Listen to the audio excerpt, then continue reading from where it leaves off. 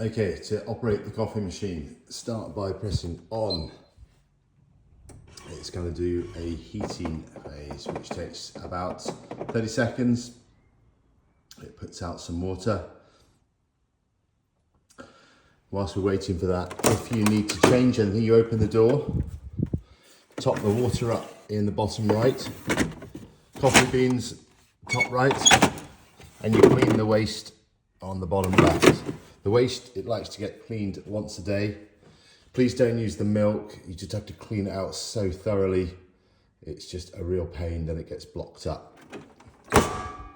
Once we're ready, just going to do a quick rinse now.